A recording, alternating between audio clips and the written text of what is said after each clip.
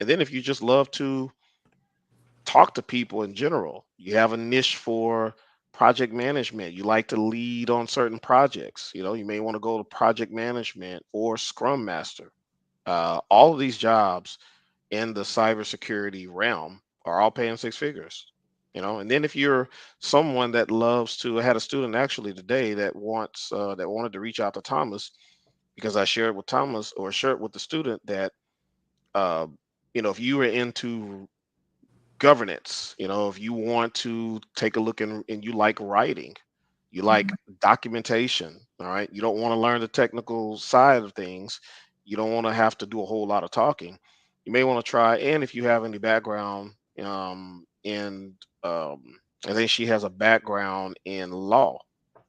She was a paralegal, so she's got really a really great platform already to where she's already been doing risk and compliance. She just doesn't know that she has. So I brought it to her attention and she immediately agreed and says, yes, that's exactly what I want to do. Now, the next step is people ask me, okay, what steps do I take? Now I understand my path, I understand where to go. What steps do I need to take to get there? And so, in essence, having those conversations, showing them the path, okay, and then teaching them the basic fundamentals. I mean, we all, with all of us, we are technical in our own rights. But as Isha, you've been in my classes this week, I taught ethical hacking, and we talked about one specific type of malware, and I broke that thing down for 2 days just to Ooh. give people an idea. So the one the one thing that I share with people, learn something and become a master at that thing and then bring value. So people don't have the technical knowledge, they still have yet to understand it. So the one great benefit that I'm blessed to have is I can reach my people and break things down to its basic level. Um, Relationships. We talk about relationships. We understand there's vulnerabilities, there's risk, and there's threats in relationships. That all ties with cybersecurity. And that is something that we all understand because all of us have been married. All of us have been in relationships. We're still trying to build relationships. So cybersecurity is not hard at all. You just have to understand the concepts, the basic concepts. And then last but not least, but what I do to my students is I give them real world situations, real things they can actually do now that they're actually going to be doing on the job. So that's one of the great benefits that I have. It's setting my people up for success. It's not about all about what you know, but Thomas echoed it. It's not. It's about who you know and what value do you bring to gain an opportunity. You don't have to be the most technical person. You don't know how to hack. You don't have to understand risk and compliance. Are you adaptable? Are you coachable? Are you teachable? How do you mesh well with others? You like to be social with people? All right. It's all about a team meshing together. And again, I teach the fundamentals of what we're all learning and what we actually do in the industry, so that my students already have value by the time that they get to that interview. And then after that, it's just them killing it. Dope. Fantastic. I appreciate you, brothers, for breaking that down. We're going to shift gears for a second and hop to Dr. Mathis. And we are going to talk about opportunities that AI is creating for creatives, for filmmakers. So, what are you seeing, Doc? Man, we just did a live last night where we were talking about Sora. And Sora is a platform that's under the OpenAI brand. And the CEO over there, Sam Altman, had meetings past couple of days ago with studios, filmmakers, executives in Hollywood, sharing this new platform, sharing the capabilities, what it's going to be able to do. And some of the short films that have been created with this particular technology. So one of the films that was getting a lot of attention is this film called Airhead, that Walter Woodman, a filmmaker, produced by the name of Walter Woodman.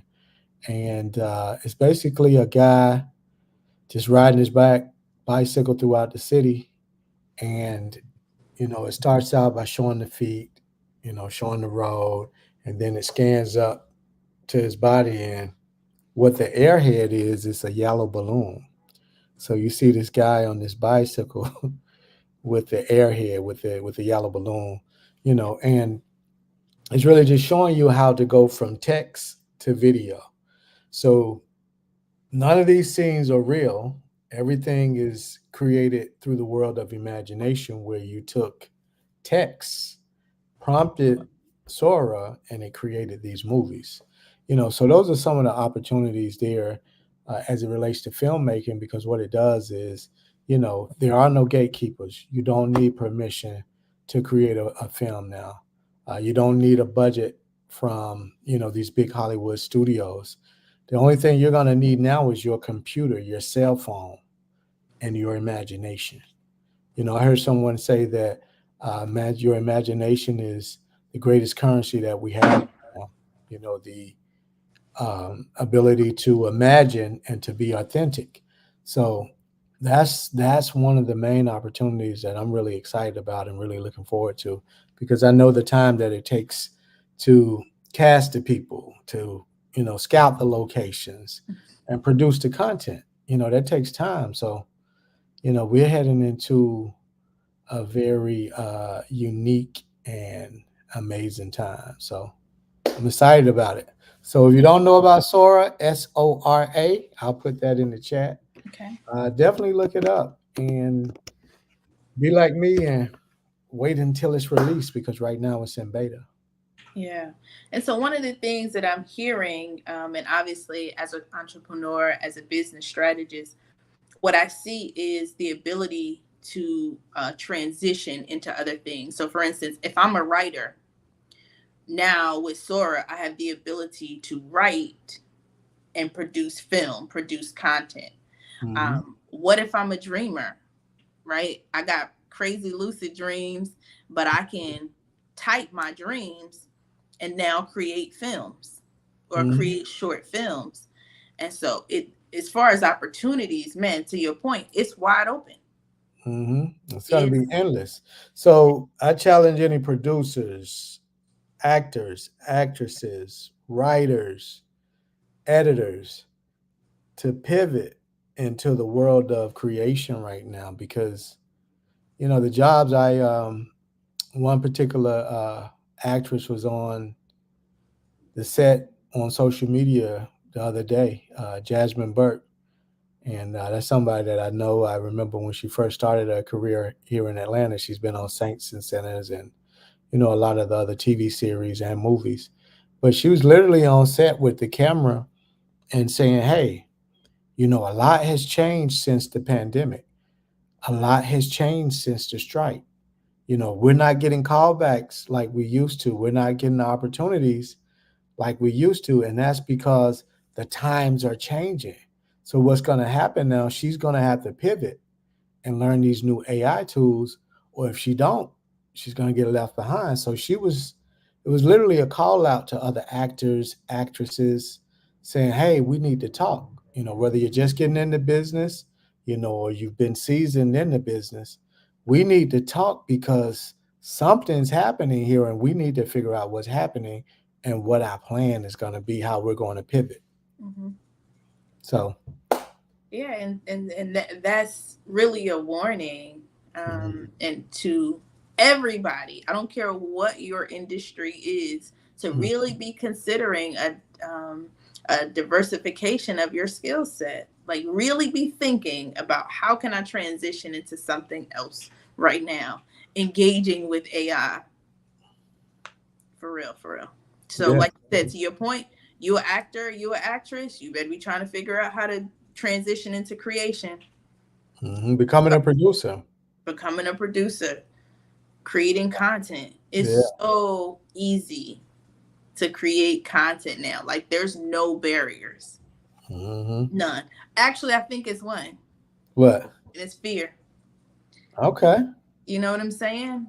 when I'm talking to people, it's crazy. As soon as you start to talk AI, they scared.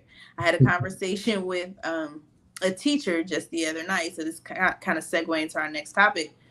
I spoke with her last night and about AI implementation in the classroom. And one of the things that she said was, over 20 years, she said, I'm an old school teacher. And the word that she used actually was dinosaur. And she said, for those of us who have been in education for a very long time, I'm scared of AI.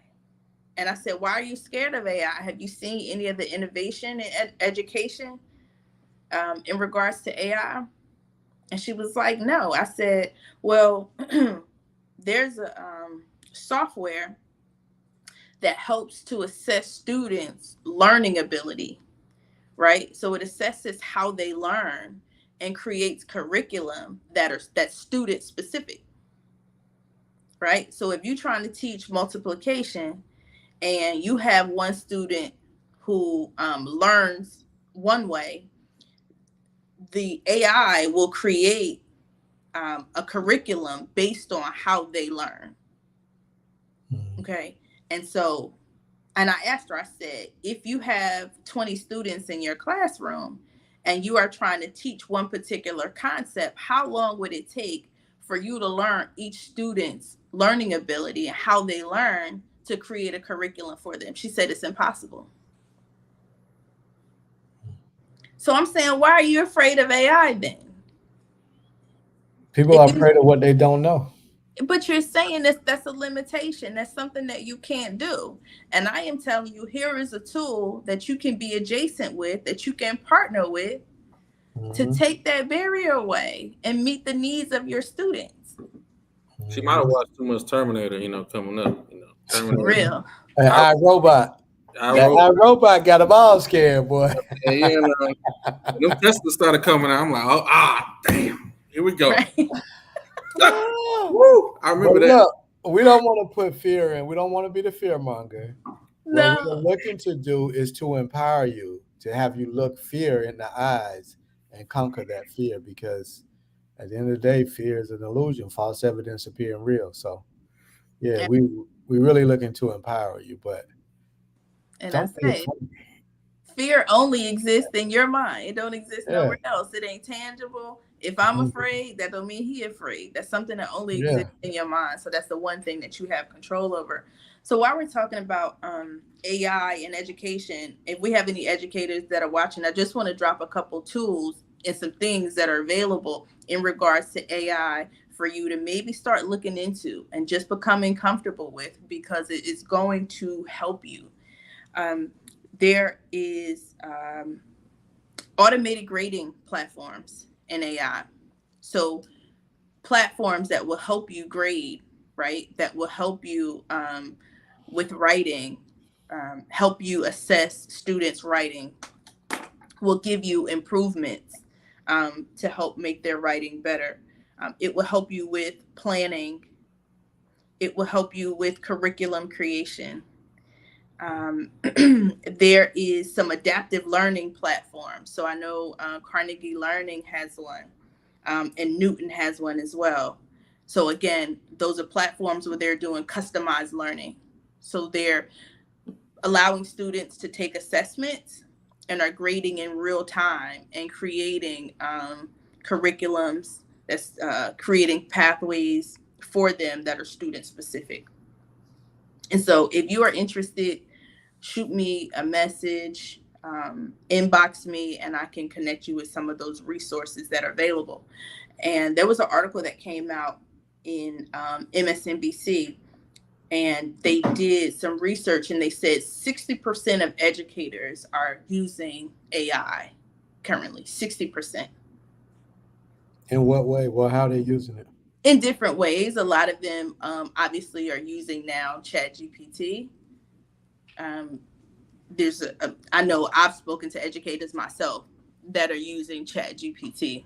Yeah, you can actually, if you have the paid version, ChatGPT version 4, you can actually upload documents. It'll scan it, read it, You just ask it to do certain things. Hey, rewrite this or go through it. Like you were saying, check for punctuation or grammar error. It'll do all of that. Yeah, and give suggestions. I used it for a resume. A friend of mine asked me to take a look at their resume. And I kind of knew some of the things that I wanted to adjust, and I just wanted to see what ChatGPT would say. And it really gave me some solid feedback, you know what I'm saying, about it. And so definitely look into ChatGPT by OpenAI. Yeah. Now there's one thing too I want to touch on that, because you got to be careful. As far as I know, students using it for school, they do have tools like AI plagiarism tools that search for AI plagiarism. So that's a real thing. So, but then they have tools that combat that too. So, yes. That's the funny thing about it. You're absolutely right. And most of the school districts already have restrictions in place, and have already, as you know, put policies in place around that. They put restrictions so students can't access AI powered tools like that while they're in school. And so I am talking to educators. I am not talking to students. Students, y'all need to still be writing. You need to still be doing your due diligence. I am not talking to you. Okay. And so, also chatbots for student support. So for instance, if students are having trouble with math, some educators are creating chatbots to help them. So they upload their curriculum into the chatbots, and that is used as a resource to help support students while they're not in class. Okay, so we're talking to educators, we ain't talking to students. All right. Anything else, any other tools that you guys can think of around education and AI? Are you guys seeing anything? I know, Thomas, you've created your kind of course, and you're working on that. Or any AI implementation in there? Yeah, so I actually just wrote a piece, some guidance for a company that I was working for. I was doing some work for, and basically focusing on best practices. So when you look at AI like ChatGPT, all these different AI solutions, they have privacy policies. And within that privacy policy, you're going to see certain things around the data and how they use the data. So this is something where kind of red flags go up for me, my cybersecurity thinking mind. You can't control what people put into these platforms if they have access to the web, right? If they can go onto the website, they can type in confidential information about the company. They can type in things that are very sensitive, like PII, personal information, depending on what industry it is. Let's say, for instance, you're working in the banking industry and you're trying to type in something, but you're using sensitive information from your company, which is completely out of bounds, it's out of line, right? You're being breached, you're breaching someone else's data. But what happens is, once you put that data into ChatGPT, for instance, they have that data, it's theirs. You read the privacy policy, they can trade it off to third parties. You really can't control it. So I wrote a policy and basically specified best practices, right? Don't put in any sensitive information. Don't put in any confidential data. Now you can also have restrictions set to actually restrict certain AI websites. Charger not working. Say again? Oh, sorry, y'all. I'm having some technical difficulties. Keep going. You good. But yeah, from the cybersecurity space, that's one of the elements that I'm looking at. Obviously, AI is such a trendy thing right now, and our developers are using AI, to write code and things like that. But then you have the common regular user that's going to use like a free source like ChatGPT, and one of the key areas of risk there is in regards to the data and the information that they're putting into these platforms, because they're not controlled by our systems. It's all someone else, right? And in ChatGPT, they have their own flaws as well. Yeah, they've been breached before. I think it was what was it, 2%, 2% of their users. I read an article about it, but they have over 1 billion subscribers, so it was like 1.2 million people, 1.2 million of their subscribers, their data got leaked. So you have these companies like ChatGPT, probably the one you mentioned earlier. These companies are being targeted by bad actors, and those bad actors are using it. They're trying to basically, they're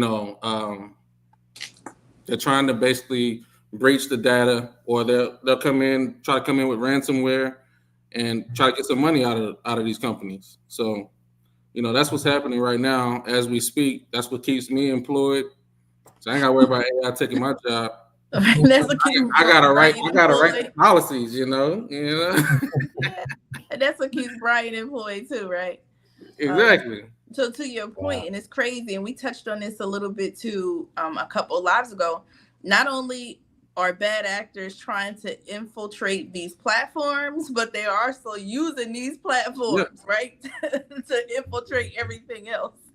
Yep, they're using it, and then they're using it. Oh man, it's crazy. You hear so many horror stories about companies that have gotten hacked with AI bots. Like AI bots is doing all. They can literally sound like anybody, look like anybody. It's insane. I mean, I saw AI creating music and videos and all kinds of stuff. I mean, it's insane. So, you have bad actors that are using that power for negative reasons to try to get money, and they're getting away with millions of dollars.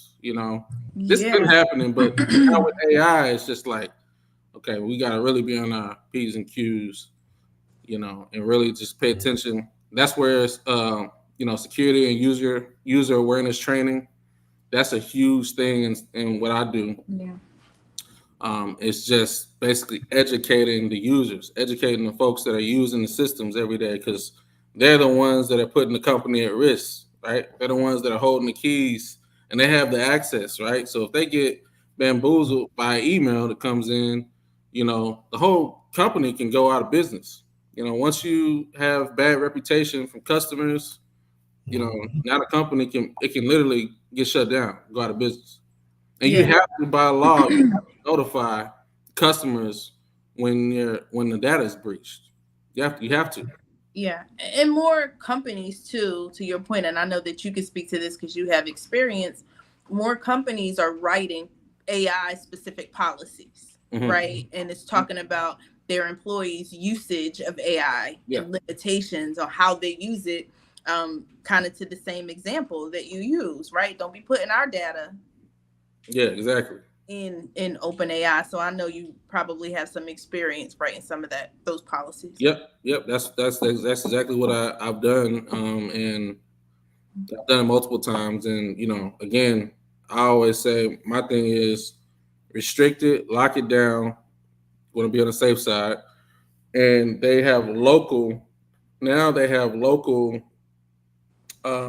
applications or software that you can use that's not tied to a network. It's not tied to a server or a system. So it's in-house, and you can brand it. You can use it internally in the company, and it's just the data is controlled. It's within your data environment, so it doesn't go outside of your network. And that's kind of what I was piecing together. I had kind of put some presentation together and presented it. But that was one of the things that I had to do recently, actually a couple months ago. Yeah, and I'd love for you to consider just coming back, kind of doing just a live, specifically speaking to kind of the apps, the usage, some of the things that you spoke of, because we do have to have more dialogue about how to use it, how to protect ourselves while we're using it. Just kind of speaking to that user awareness piece. Yeah. So B Starks, you and Dr. Mathis over there quiet. Y'all good? Oh yeah. I've been talking too much. I'm soaking up game over here, Yeah, I mean, we learning today, and that's why we do this, and that's why we have dialogue, again, to kind of help ease some of those fears around how we engage with AI, how we use it, and also how we protect ourselves. Mhm. You know, I was just thinking, Thomas, when you were talking about just AI from a cybersecurity standpoint, you know, we're talking about something that is able to test systems, check for its vulnerability, then create or morph itself, right, to attack that specific vulnerability. Like, it's absolutely crazy. Yep. Mhm. So and that's why you want to have certain tools in place, like a SIM. You want to have like reporting tools, like tools that are constantly scanning your environment, scanning your network, and looking at the traffic that's coming in and out of the network. That's why you want to have that constantly. And then you also want to have daily reports where you're meeting with the administrators of those tools and you're going through the reports and you're looking at the data. You know, you might see a flux of data that's irregular, right? Let's just say it's not within a trend, and you do this every quarter, and now you're saying there's so many gigs that's being passed through. Well, that's a red flag right there. What's going on in this area? That's when you have certain cyber investigations that take place. So there's so many different things that thankfully that we have at play, so many different tools that you have that commonly are used within the industry that can help block those things from happening before Great. that. We appreciate that. So, Yeah. real quick, you know, we're right at the top of an hour. I kind of want to talk to you gentlemen about your courses and kind of what you guys have around educating people, getting people certified. So I'm gonna jump to Dr. Mathis. Dr. Mathis, if you can kind of talk to, I know you got two kind of things going simultaneously, kind of your education and what you're doing around AI, and then you got the AI and filmmaking course. Mhm. Yeah. So we're currently producing an event. So we have an event coming up on April the 7th. It's going to be here in Atlanta, over in the Virginia Highland area, and that's right near downtown. It's like right on the edge of downtown, kind of downtown, but a little bit, eastward. But we have what's called a digital daydreaming party. And what will happen at this event is we have about 3 or 4 people that will speak to what's going on in the world of AI as it relates to creating content and different tools and AI platforms that you can use to create AI. Just to name a few, of course, you have Jasper AI. If you're looking to do anything with writing, you have HeyGen if you're looking to create avatars. You have Pencil for marketing. You have Suno AI, which will, like you was talking about, Thomas, create a song. So it's a ton of apps, tools, platforms that you can use, and they're constantly being created every day. So what we're doing is we're creating a networking event so that you can now talk to other people, um, have networking parties, networking exercises to share this information. We also have a network that I invite you all to join on Mighty Network, and I'll put the invite in the comment section where you can become a part of this AI community that's going to share information, that's going to share tips, that's going to share different events that you can attend that's talking about this information because, we got to make this information accessible. We have to make it where, it's not woo woo and scary and all of that. So people can like easily get into it, which is why we're calling this a digital daydreaming party because, Black folks love to party. If you want to get black people together, get some food, get some drinks, and some music. Those three things right there, black people are there. So that's what we're doing. April 7th, I'll put the flyer in the comment section as well. And also, what we're doing is, creating the courses, the AI courses to so that you can share this information. I know you were talking earlier, Thomas. There are different platforms and tools that will help you create that course like that. Where they'll create the transcript, they'll clone an avatar yourself, and you would be, conveying this information. And, in this transcript and all that stuff has already been written for you. So it's like easy to do right now. The thing is, you just have the imagination, and the motivation to create these things. So that's what's up on the horizon for me. Let me put this in the chat. Can you attach images? I don't think you can attach. No, I don't think so. I think it's just comments. But if you can, maybe drop your contact. Yeah, I can put what I'll do is I'll go to Facebook and I will put a copy and paste the information so you can have the information here. I appreciate that. And as I said, Facebook is having some technical difficulties with live. They sent out a message saying that they were having some trouble and it would be resolved soon. So I know we are going to just post the recording on Facebook for this, but we are live on YouTube. So I appreciate it. I see it. I see the info, Dr. Mathis. Okay, let me just put the RSVP information for Eventbrite here. And if you can also put your socials, your contact information, so people can be connected to what you've got going on, what you got coming up. Got it. All right.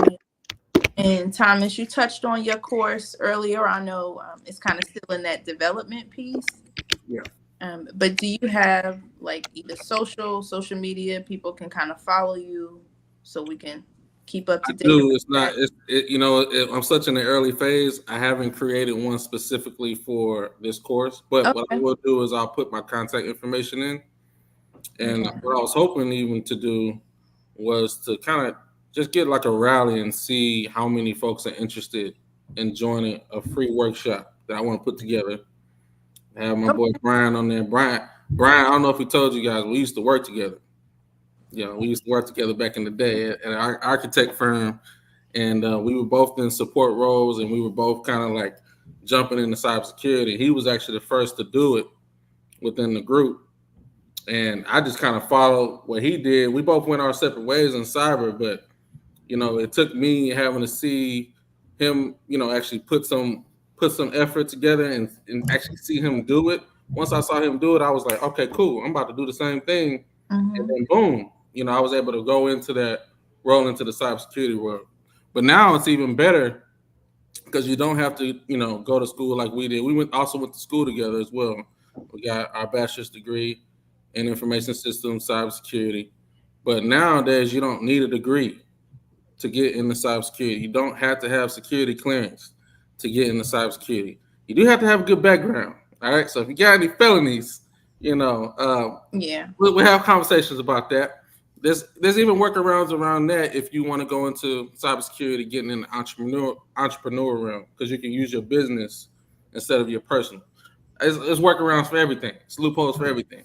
But the point of what I'm saying is, now it's easier to get in this space than when I was just getting started, 15 years ago. So I want to put together a free workshop and, just collect people's contact information, get people's contact information, see who's who's interested. Yeah. And hopefully get some folks into my industry. So what I'll do is I'll create some like a contact, and they can kind of go through us because we're going to do some things together. We're going to do some workshops together where we're talking about all of our industries and how and pathways to get into that. And so if you're interested, make sure you send me a message at Isha Nicole, and I'll make sure that I get you Thomas's information or Brian's information or Dr. Mathis to make sure that we get you connected. So I appreciate y'all. So real quick, if y'all have any apps, anything that y'all are using right now that the people need to know about, I'm gonna drop mine, and then I'm gonna throw it to y'all. So I've been using Spill. Any of y'all use Spill? I haven't. How you spell it? SPILL? Yeah, I spill, spill the beans. just like you spilled the tea. Okay, now let me pull that up. It's so Okay, many. for It's those who crazy. don't know, that is being dubbed the new Black Twitter. Okay, Spill. Spill, SPILL. So it was created by Alonzo Terrell and Tavares Brown, two gentlemen who work for X or Twitter, and who was laid off last year and decided to create, a platform that's driven by the culture. And so it's visual conversation at the speed of the culture. That's their tagline. Wow. Cool. Spill. It Okay. says like creating and sharing pictures, memes, GIFs, just like on Twitter. It launched in January, and initially when it launched, it was by invite only, kind of like how Clubhouse rolled out. Y'all remember where you had to be invited to get on Clubhouse, but it's open now. They just opened it up. So yeah, get on there, get engaged. That's our platform that gives us voice. And so it's Spill. And another one is Script, just like a script for a movie. It's a platform that will help you in writing, no matter what it is that you write. So it's Script. It's pretty easy to remember. Okay, I think I saw that one. Yeah, that's that you can use that for like script writing. Yeah. You can use it for script writing. You can use it for emails. You can use it for course creation. Nice. Yeah. That one I might look into for sure, because I got to send out a bunch of emails, and I have my email templates when I'm sending them out to like a mass amount of people. But I may look into that. For sure. It's a cool platform. So if it's anything that you are writing, like long or short form writing, check out Script. And the last thing that I want to mention, and this ain't no plug to Apple, but y'all, I'm holding out for the iPhone 16 because it has the A18 Pro chip, which is gonna have all of these AI features. Oh, y'all just not getting that? So when is that coming I'm out? so excited. When is it coming out? Just can't hide it. I got my Android. In the fall, huh? I say, I got my Android. That was a little shade, but it's fine. It's okay. We've been had the Android. We've been had the AI stuff. I'm just saying, y'all kind of late. Well, here's the thing. So obviously, all the smartphones it's driven by AI, right, in different aspects. But there are some new features. I encourage y'all to check them out. You can go to either Apple's page or go to YouTube and watch the Apple announcement about the iPhone 16 and just listen to some of the features that are available. All smartphones got AI, but Apple about to show out. So I'm just saying. Because, hey, I got an Android too. I got an Android and I got an iPhone. See what I'm saying? Apple agree. Okay. Apple agree. I have an iPhone and I have an Android, and I must say I use my Apple phone more than I do my Android. So any other apps that y'all are using and y'all every day? Let's see. Midjourney is good. Midjourney. Runway ML has a lot of apps within that. What's another one? Pencil. It's a piece of like image creation, video creation. You say anything? Now there's one that I need to check out called Top View AI. So I need to check that one out. But yeah, it's a few of them. So yeah, a few of them that I'm looking. Yeah. So we talked a lot about AI apps. Come on, security apps. I got in trouble this week for not using a VPN, but he over here in the corner quiet. You gonna talk about VPNs? I mean, it's always fine. It's always good to find a good VPN app that you can actually utilize. So definitely that is one. And one thing that I use is for those that can't afford, if you're trying to be on the entrepreneurship pathway, and you can't afford business cards, you could use an app called Hi Hello. So Hi Hello basically gives you a digital business card. You Yeah. put your photo there, you put your info there, and I'm sure, yeah. So there's my, there you go. You guys can kind of see that, and you can actually share that with people. Since we have this technology, you can utilize your AI technology for people like Miss Isha Nicole that love AI, and you could create your own business card that way, and you don't have to pass them out or anything. It has your Q code and everything, so it's pretty dope. So that's Great, probably one of the ones that I would share. great resource. Great resource. Thank you, Brian. Thomas, you got anything you be using over there? What should we be doing from a security standpoint? It's funny. I assess so many different SaaS applications on a daily and look at apps, but I don't be using them like that. I don't be using them like that. Maybe it's because I know what I know. I don't know, but I just use my daily email apps like everybody else, social media. Um, but yeah, I would say make sure you guys are reading the fine print when y'all downloading stuff. Make sure y'all reading what's going on with that privacy policy. Make sure y'all reading that stuff, man. It's got some valuable information in there. You don't Yeah. know what you don't know.